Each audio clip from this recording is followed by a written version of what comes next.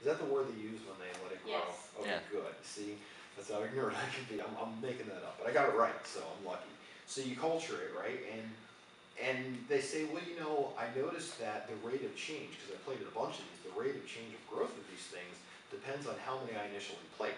That kind of almost seems commonsensical. You know, you would think that, and in fact, that's why the model that I built here comes up in so many different areas, not just in biology, but in economics and finance and physics and all these other areas.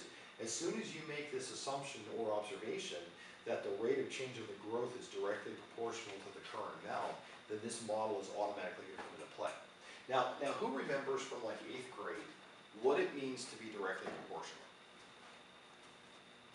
It's probably a long time since you. There's a ratio between. There's a ratio between them, that's right, yeah. So to say that the rate of change of the population. Like when you're saying when this increases, that increases. Yeah, that's right, is Okay. directly proportional. But there's always a constant Yes, amount between the two. that's right. In fact, what it means specifically is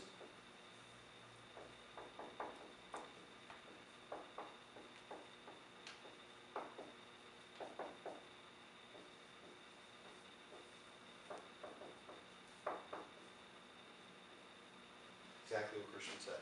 There has to be a constant such that one is equal to a constant times the other. That's what, now if I said indirectly proportional, you see how I make a k divided by p. So you guys are okay with that, all right. So anytime you have this assumption, as far as the observation goes, that's what it translates to mathematically. Well, you see, as soon as I have that observation that the biologist made translated into mathematics, now all of a sudden I have something to work with, you know. This is something I can solve, but if you look at it, it's a differential equation. And I'll keep emphasizing this over and over and over again. And again, not just because it's my area of research, but the truth is, differential equations are probably one of the most important advents in mathematics in the last couple hundred years. Some people argue, that's cool.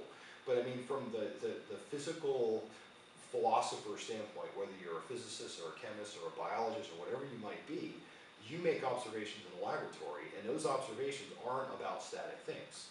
But I mean, if you think about it, anytime you do an experiment, you're looking at things changing. You're looking at things evolving. As soon as you incorporate things changing, which is the world around us, you automatically have a differential equation, right? This describes how the change happens over time. So as far as actually solving this, what I'm going to do, we're going to talk about two techniques tonight, both for first order equations. Though you will see a couple of second order equations. Oh, by the way, the order of the equation corresponds to the highest order of the derivative. So this was a second order differential equation, right? But you saw it was one that we just integrated a couple times. It's pretty easy. So the bulk of what I'll focus on is first order stuff. So this is a first order equation, and what I'm going to use is a technique called a separation of variables.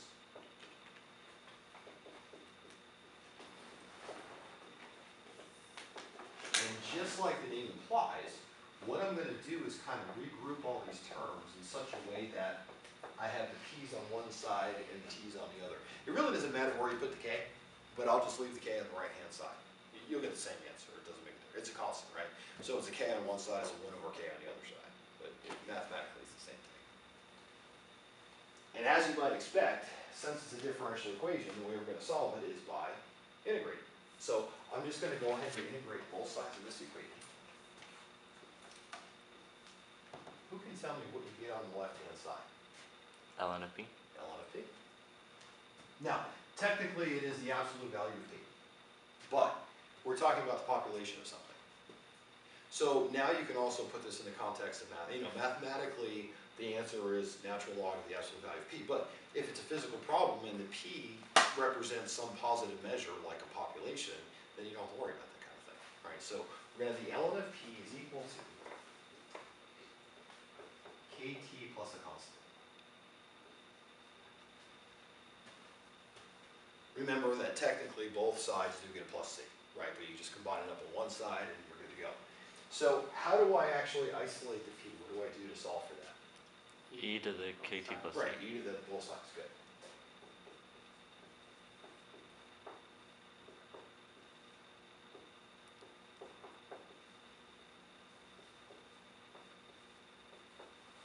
You guys know that e and ln are inverses, right? So they get rid of each other.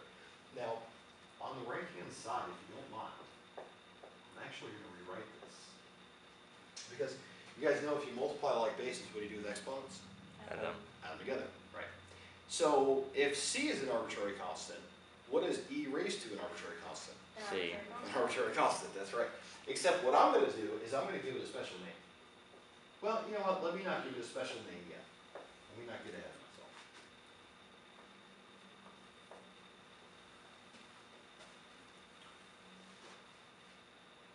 I guess something I should have mentioned from the beginning too, when you look at that constant of proportionality, one of the things it represents, that K, back to our assumption, right here, K corresponds to the growth rate.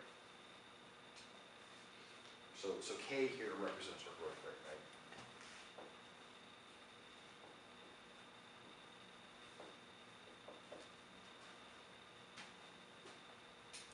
Well, now, like I said, we could do one better with the C. Notice that if we were to put an initial condition to this, if you were to look at P of 0, what would you get on the right-hand side? See, we have a solution. C could be 0 or e to the kt could be 0.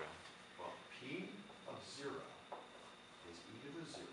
What's e to the 0 equal to? 1. 1. So this says that P of 0 should equal C. Well, when we initially, so what is, tell me physically, what does P of 0 represent? Initial. The initial population, right? So in other words, when we plated it, that's the amount of stuff we put on the plate, right? And again, another measurable quantity. So what we normally do is we give some initial condition of an initial population. Right? And with that initial condition, notice what our solution turns out to be.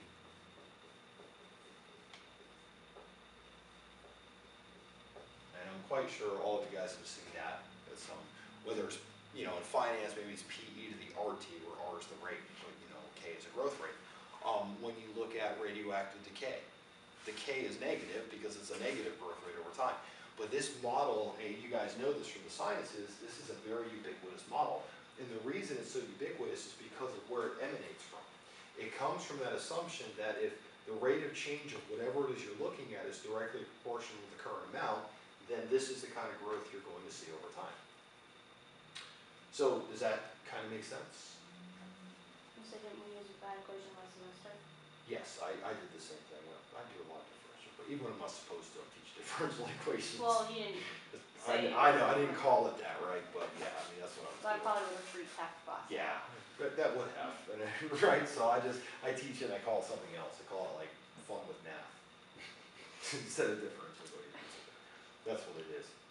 Now, you see here as well, there's a certain lack of reality. What I mean by lack of reality, in both of these models, they do a really good job of illustrating the utility of differential equations and maybe why they represent structures that are kind of higher up on the hierarchical scale than scalar functions.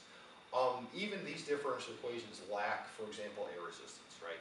Because you know if you drop that object, there's going to be some element of air resistance. Moreover, over here, when you look at this solution, this P of t, if you were to graph it looks something like that. And you know that's only so realistic because, for example, in this case we were talking about plating some bacteria and letting it grow. Well, there are physical boundaries on that plate, right? You know it's not going to grow forever.